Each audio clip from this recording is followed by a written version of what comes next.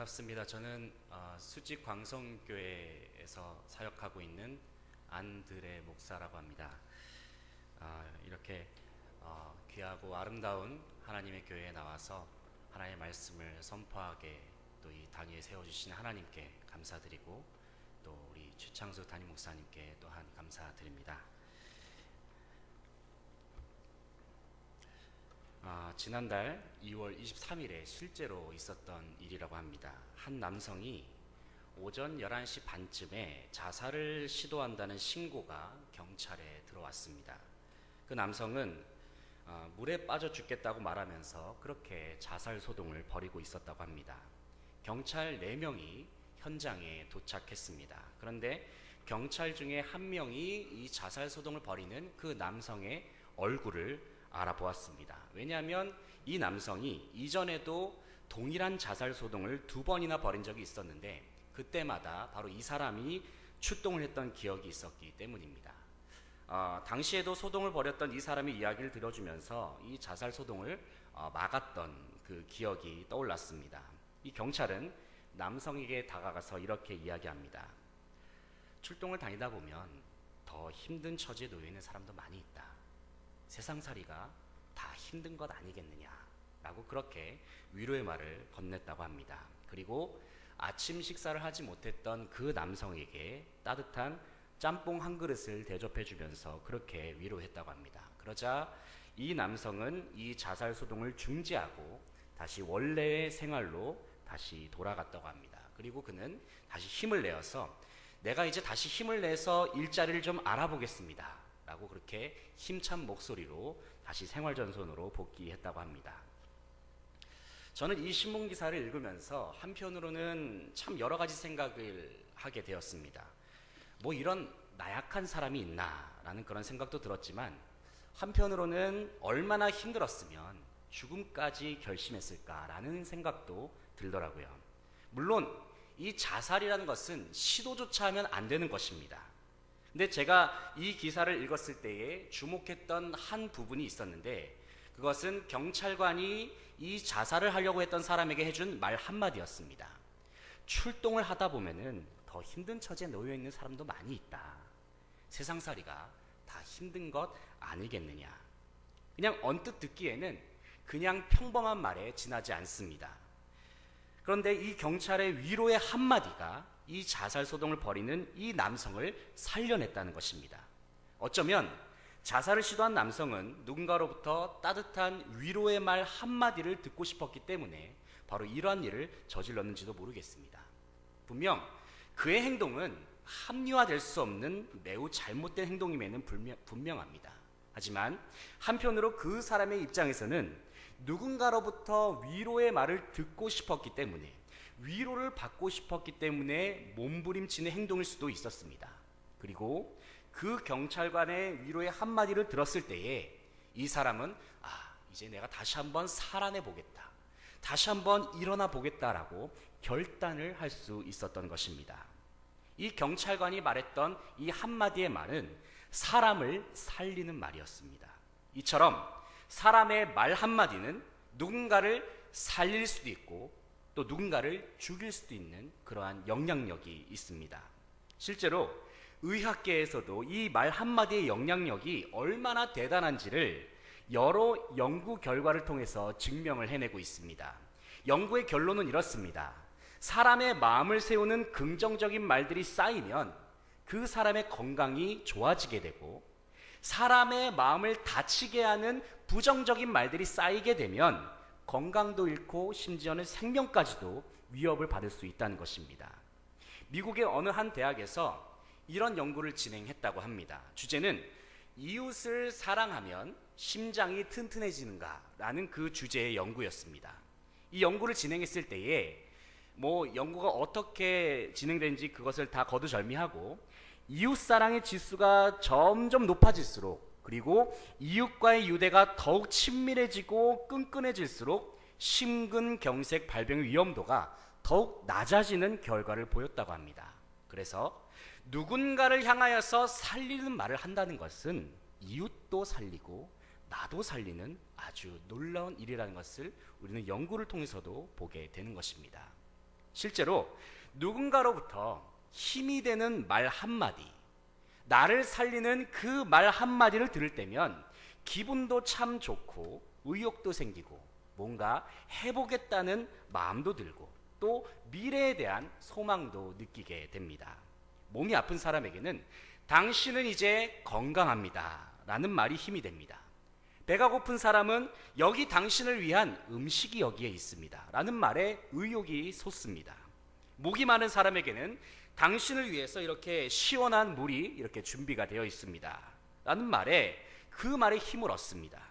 또 좋은 성적을 바라는 학생들, 특별히 오늘 찬양인도 하신 분들이 고등학생들이신가요? 아니면 대학생들이신가요? 대학생, 되게 젊어 보이시네요. 좋은 성적을 바라는 학생들에게는 이번에 너 등수 엄청 올랐다더라 라는 그 말을 통해서 격려를 느끼게 되는 것입니다.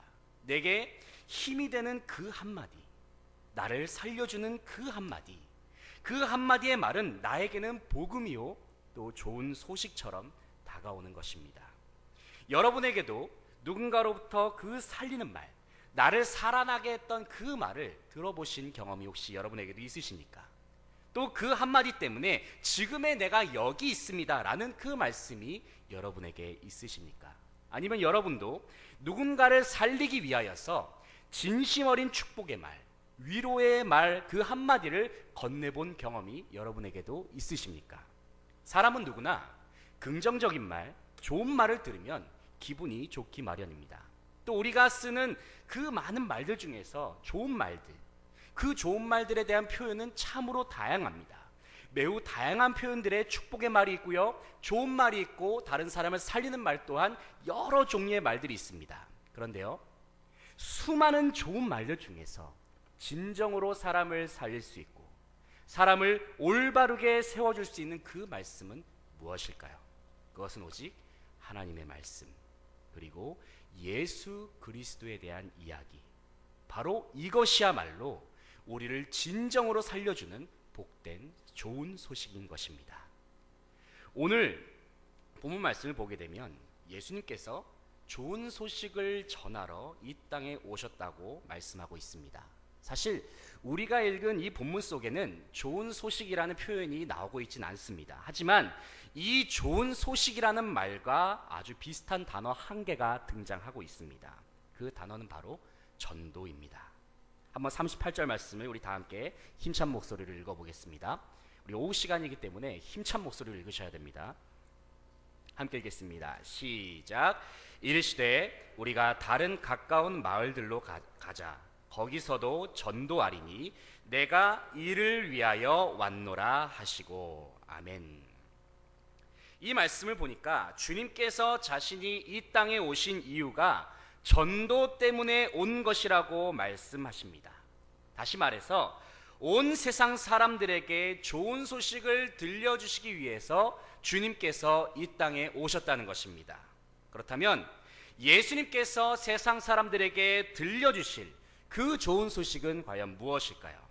마가복음 1장 1절을 보게 되면 그 좋은 소식의 내용이 무엇인지 우리는 알 수가 있습니다. 한번 1장 1절을 넘겨서 함께 그 말씀을 읽어보겠습니다. 1장 1절입니다. 시작.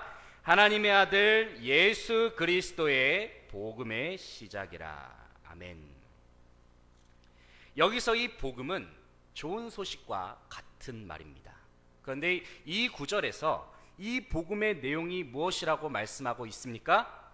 바로 하나님의 아들 예수 그리스도에 대한 좋은 소식, 예수 그리스도에 대한 소식이 바로 복음이라고 말하고 있다는 것입니다. 다시 말해서 예수님 자체가 그냥 복음이고 좋은 소식이라는 의미입니다. 사랑하는 여러분, 왜 예수님 자체가 좋은 소식입니까? 왜 예수님 자체가 복된 소식이라고 우리는 말할 수가 있습니까? 바로 예수님께서는 우리의 모든 필요를 다 채워주시는 분이기 때문에 그렇습니다. 예수님 때문에 우리는 하나님의 나라를 선물로 받았습니다. 믿으십니까? 예수님 때문에 우리는 영원한 생명을 선물로 받았습니다. 예수님 때문에 우리는 하나님의 자녀가 되었고, 예수님 때문에 우리는 하늘의 축복을 누리면서 사는 존재가 되었습니다. 그리고 예수님만이 우리에게 진정한 자유를 주셨기 때문에 바로 예수님 그 자체가 좋은 소식이요 복된 소식인 것입니다. 누구든지 예수님을 믿으면 이 모든 축복을 다 누리게 되는 것입니다. 하나님께서는 하나님의 아들 예수님에게 이 모든 축복을 다 담아주셨습니다. 요한복음 3장 35절에서는 이렇게 말씀하고 있습니다. 아버지께서 아들을 사랑하사 만물을 다 그의 손에 주셨으니. 또 요한복음 3장 34절에서는 이렇게 말씀합니다. 하나님이 보내신 이는 하나님의 말씀을 하나니 이는 하나님의 성령을 한량없이 주심이라. 무슨 말씀입니까? 아버지께서 아들에게 모든 것을 다 주셨다는 것입니다. 하나님의 영이 풍성하게 계시고 하나님이 가지고 계신 모든 능력, 모든 권세가 다 예수 그리스도 안에 있다는 것입니다. 그렇기 때문에 우리에게 보내주신 그 예수님 그 자체가 바로 복음이고 좋은 소식인 것입니다. 그리고 복음 그 자체이신 예수님이 바로 나에게 오셨고 나와 늘 함께 하신다는 그 좋은 소식, 그 복된 소식이 우리를 살리는 진정한 하나님의 말씀이 되는 것입니다. 예수님께서는 많은 사람들에게 이렇게 말씀하셨습니다. 나는 너희를 구하기 위해서, 구원하기 위해 이 땅에 왔다. 나는 너희를 살리기 위해서 목숨까지 버릴 준비가 되어 있다. 나는 너희에게 영원한 생명, 하나님의 나라를 주기 위해 이 땅에 왔다. 나는 하나님께서 보내신 복음 그 자체이다. 주님께서는 이 사실을 사람들에게 알려주셨습니다. 때로는 말씀을 가르치시기도 하시고 하나님의 나라에 대해서 전파하시기도 하시고 기적과 능력을 통해 하나님의 나라를 보여주시기도 하셨습니다. 병든 사람들이 회복되었고 귀신들이 떠나가고 죽은 자가 다시 일어났습니다. 주님께서 행하셨던 이 다양한 사역은 바로 예수님이 누구이시고 하나님의 나라가 어떤 곳인지를 증명하는 사건들이었습니다. 예수님께서는 더 많은 사람들이 예수님에 대해서 알고 또 믿기를 원하셨습니다. 왜냐하면 예수님을 믿어야만 이 모든 축복을 다 누릴 수 있기 때문입니다. 또 예수님을 믿고 주님을 영접해야만이 하나님의 나라를 선물로 받기 때문입니다. 그래서 주님께서는 여러 마을을 다니시면서 계속해서 하나님의 말씀을 선포하시고 또 전도하셨던 것입니다. 왜냐하면 한 영혼이라도 이 좋은 소식을 더 듣게 하기 위하여서, 한 영혼이라도 더 살려내서 하나님의 나라의 백성으로 삼으시려고 주님께서는 정말 열정을 다하여서 전도하셨던 것입니다. 사랑하는 여러분, 우리는 흔히 전도에 대해서 생각을 할 때에 누군가를 교회로 데려온 것만을 생각할 때가 참으로 많습니다. 물론 어느 정도는 맞는 말이긴 하지만 바로 이것이 전도의 정확한 의미는 아닙니다. 그렇다면 여러분, 전도란 무엇일까요? 한번 저를 따라서 해보겠습니다. 전도는 좋은 소식 자체이신 예수님을 전하는 것이다. 다시 한번 해볼까요? 전도는 좋은 소식 자체이신 예수님을 전하는 것이다. 예수님에 대해서 전하는 것, 그것이 바로 전도입니다. 다른 걸 할 필요가 없습니다. 그냥 예수님에 대해서 전하면 됩니다. 내가 믿는 예수님이 어떤 분이신지, 예수님 때문에 내가 어떤 축복을 누리면서 살고 있는지, 예수님께서 나를 어떻게 사랑하시는지 그냥 아는 대로, 느끼는 대로, 경험한 대로 그렇게 전하면 되는 겁니다. 그러면 그 이후에는 우리가 행한 전도를 통하여서 하나님께서 그 사람에게 역사하시는 것입니다. 사랑하는 여러분, 우리는 이 전도를 왜 해야 합니까? 왜냐하면 이 전도라는 것은 사람을 살리는 일이기 때문에 그렇습니다. 전도를 통해 한 사람이 하나님의 나라를 선물로 받기 때문입니다. 전도는 한 영혼을 하나님께로 돌아오게 합니다. 그렇기 때문에 이런 의미에서 전도는 하나님께서 가장 기뻐하시는 사역 중에 하나입니다. 제가 목회를 하면서 들었던 말 중에서 가장 보람되고 기쁨을 느꼈던 말 하나가 있습니다. 그게 어떤 말일까요? 목사님 잘생겼어요. 목사님 점점 멋져요. 이런 말씀일까요? 아닙니다. 그게 뭐냐면 제가 참 이 말이 참 기뻤는데요. 목사님 덕분에 예수님을 믿게 되었어요. 라는 그 말이 너무나도 기쁜 거예요. 저는 이 말을 들었을 때에 제 가슴이 막 쿵쾅쿵쾅 뛰는 것을 느꼈습니다. 제가 전했던 그 예수 그리스도에 대한 복음을 통하여서 한 영혼이 구원을 받아서 하나님의 자녀가 되었다, 하나님 나라의 백성이 되었다는 이 사실을 생각하니까 그냥 너무 기쁜 겁니다. 한 영혼이 주께 돌아온 일에 하나님께서 저를 사용하셨다는 사실이 기쁘고 또 보람을 느끼게 되었습니다. 무엇보다도 구원받은 그 한 영혼 때문에 하나님께서 기뻐하실 것을 생각하니까 저 또한 너무나도 기쁜 것입니다. 사랑하는 여러분, 전도는 참으로 기쁜 일입니다. 왜냐하면 주님께서 가장 기뻐하시는 사역이기 때문에 그런 것입니다. 최근에 한 기독교 신문에 어느 교회에서 수명 이상 전도한 권사님에 대한 이야기가 있었습니다. 제가 어린 시절에 다녔던 교회가 서울 그 풍납동에 있는 광성교회라는 곳이었습니다. 저희 아버님께서 이제 그 교회 이제 부목사님으로 계셨을 때였는데요. 그러니까 그 시절에 제가 어린 시절에 얼핏 기억이 나는 게, 그때는 지금 저희는 오후 예배를 드리고 있지만은 요즘 예전에는 다 저녁 예배를 드리지 않았습니까? 그 저녁 예배 시간에 광성교회는 항상 그 한 달에 한 번인가 두 달에 한 번 전도상을 항상 시상을 했었습니다. 그런데 그때 전도상을 시상을 하는데 1년에 무려 100명 이상 전도하셨던 권사님이 계셨던 기억이 나는 거예요. 그 권사님이 항상 그 전도상을 시상하는 그 시간대마다 전도상 항상 타 가시는 거예요. 그분의 성함도 기억합니다. 벌써 30년이 훨씬 넘은 때였는데요. 성함이 용옥자 권사님이었습니다. 용옥자 권사님. 얼마나 제 기억에 그것이 강렬했으면 지금까지도 기억이 날까요? 용옥자 권사님이 하여튼 100명 이상 전도하면은 항상 그렇게 상을 타갔던, 그렇게 기억이 지금도 나고 있는데요. 어쨌든 이 기독교 신문에서 전도를 많이 한 권사님들에 대한 이야기를 소개하고 있는데, 이 가장 전도를 많이 하신 분은 1년에 80명을 전도하셨고, 또 어떤 분은 37명, 어떤 분은 22명, 20명 이렇게 전도를 한 그 기사가 거기에 나오고 있었습니다. 그런데 인터뷰 중에 이런 질문이 있었습니다. 그동안 어떻게 전도를 하셨나요? 라는 질문이었습니다. 이 질문에 대한 대답은 이러했습니다. 한 권사님은 이렇게 대답을 했습니다.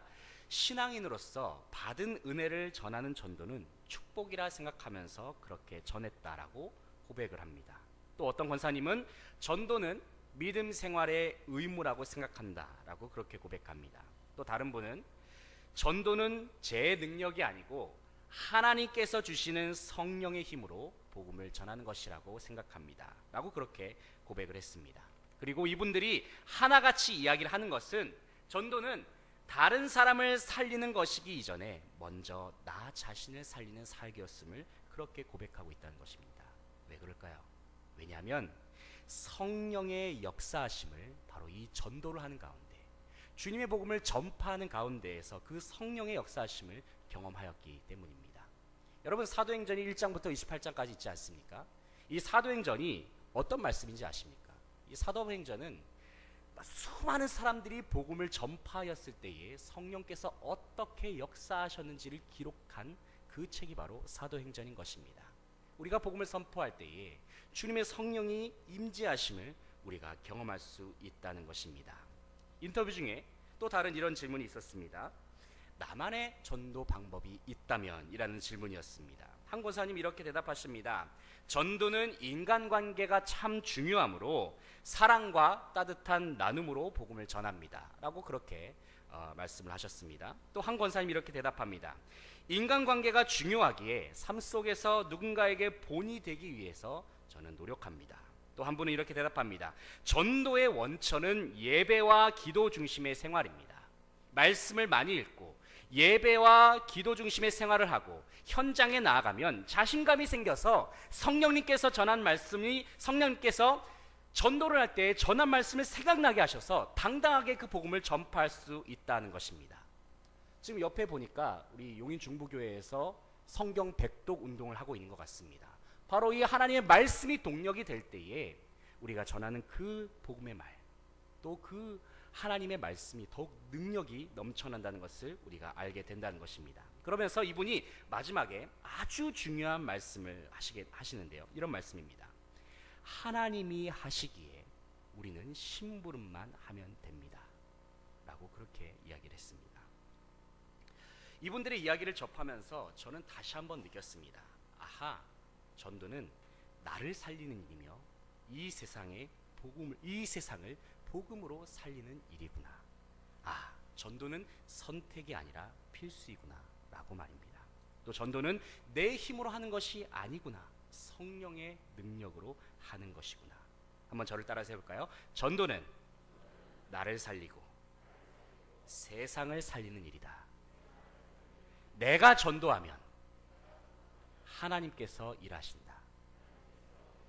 믿으십니까? 오직 주님만을 의지하고 주님께서 역사하심을 바라면서 사역하는 것, 그것이 바로 전도이구나라는 것을 다시 한번 깨닫게 되는 것입니다.